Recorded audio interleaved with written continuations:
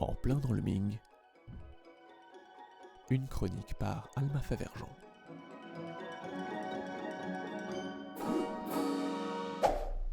La question du jour, la vie sexuelle en Chine, épisode 2. La sexualité serait aujourd'hui encore un sujet tabou en Chine, y compris parmi la jeune génération.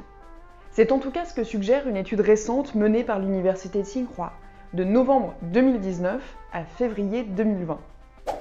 Les réponses, obtenues auprès de 54 000 jeunes, montrent que 80% des étudiants n'ont jamais ou seulement une fois discuté de sexualité avec leurs parents. La sexualité semble entourée d'une forme de mystère, à l'image de l'orgasme, qu'un tiers des étudiantes interrogées déclarent n'avoir jamais expérimenté ou en ignorent tout bonnement l'existence.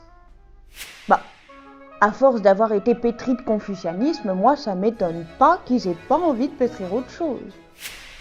Il serait tentant de faire de cette difficulté à aborder la sexualité une conséquence du confucianisme et d'en conclure à un désintérêt quasi consubstantiel de la culture chinoise en matière de sexualité. Malheureusement, cette explication simpliste méconnaît la complexité du paysage philosophico-religieux ou philosophico-spirituel chinois. Le confucianisme, comme évoqué précédemment, a longtemps tenu une place prédominante dans l'histoire de Chine. Cela n'a pourtant pas empêché d'autres courants de pensée de se développer, à l'image du bouddhisme et du taoïsme qui ont profondément et durablement imprégné la société chinoise. Loin d'exister les unes à côté des autres sans se rencontrer, les trois religions philosophiques, ou philosophies religieuses, ont exercé entre elles une influence mutuelle, plus ou moins forte en fonction des périodes. Pour comprendre la Chine contemporaine, certaines clés de lecture peuvent ainsi être fournies par le bouddhisme et le taoïsme. Ces deux courants avaient d'ailleurs leur mot à dire en matière de sexualité. C'est vrai que le non-agir en matière de sexualité, ça doit être fun, hein. Détrompez-vous. Si à première vue le non-agir, notion centrale du taoïsme, n'invite pas à une furie libidineuse, le taoïsme ne partage en rien la tiédeur confucianiste sur ce front-là. Le taoïsme accorde en réalité une place importante à la sexualité, non pas pour la limiter comme les confucianistes, mais pour en souligner les aspects bénéfiques. Bien effectuée, la relation sexuelle, on l'a vu dans la vidéo précédente, peut permettre, selon les taoïstes, d'atteindre l'immortalité. Mais ce n'est pas là son unique attrait.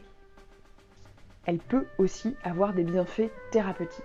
Chaque trouble du quotidien, mal de dos, mal de dents, douleur d'estomac, insomnie, etc., peut trouver dans le commerce charnel son remède miracle. Il suffit pour le vérifier de feuilleter les pages d'un des nombreux manuels de sexualité qui virent le jour entre le 2e et le 7e siècle en Chine. Ces manuels, inspirés par l'un des ouvrages taoïstes les plus anciens, le Sun Yuting, comportaient tous un chapitre dédié à l'aspect médicinal en matière de sexualité. On y apprend ainsi, par exemple, que pour soigner une circulation sanguine défaillante, il est conseillé à la malade de s'allonger sur le dos, de plier sa jambe droite et, dans cette position, d'être pénétré de 54 coups, ce 6 fois par jour pendant très exactement 20 jours. Une fois ces exercices effectués, la malheureuse devait être parfaitement remise sur pied. Et n'allez pas croire que la sexualité n'avait pour les femmes que des vertus médicinales. Certaines d'entre elles ne boudaient pas leur plaisir en la matière. À l'image de la fondatrice de la très courte dynastie Zhou, la célèbre Wu Zetian, la seule femme à avoir régné dans l'histoire chinoise. On prête à Wu Zetian un appétit sexuel débordant qui l'aurait conduite à s'adonner au plaisir charnel avec de jeunes et beaux favoris jusqu'à l'âge de 70 ans. Tu vois, Jacqueline, rien n'est perdu.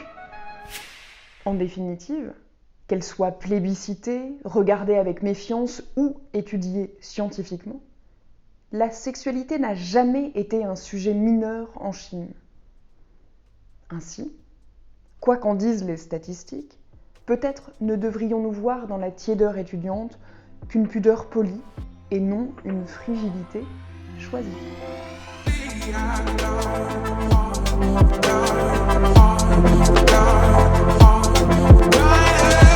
I know.